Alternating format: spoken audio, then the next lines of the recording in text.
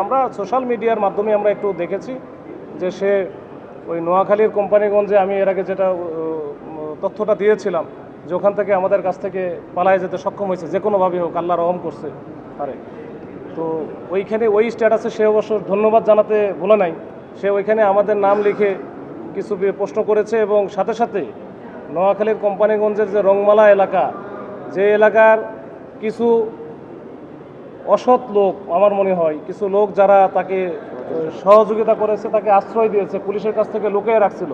আমরা ওইখানে অভিযান দেওয়ার পরে 5 ঘন্টা মানে চিরুনি অভিযানের মতো করছি, তারপরও পাইনি। কী কারণে? ওই এলাকার কিছু দুষ্ট লোকজন তাকে সহযোগিতা করেছে। আমি জানি না তারা জেনে করলো না জেনে করলো, তবে তাকে সহযোগিতা করার কারণে এই যে সে কিন্তু তার স্ট্যাটাসে তাদেরকে ধন্যবাদ দিতে কিন্তু বলে নাই।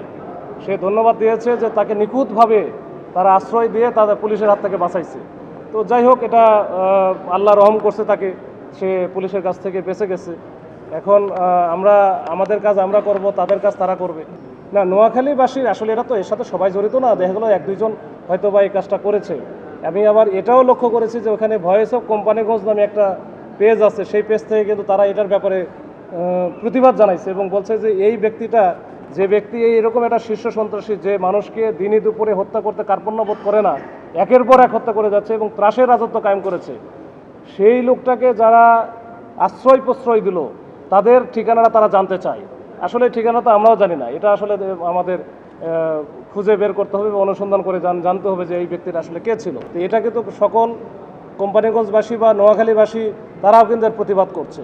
তো এর মানে এই না যে একজন প্রশ্রয় দিছে বা আশ্রয় দিছে এর সাথে অন্যরা জড়িত।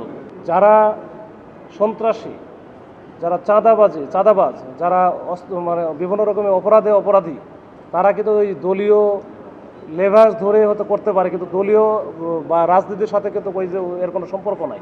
তারা এটা করে তাদের নিজস্ব ওই যে বেনিফিটের কারণে বা নিজস্ব সুযোগ সুবিধার কারণে, এটা অন্য কোনো এর সাথে কারণ নাই। বা আমি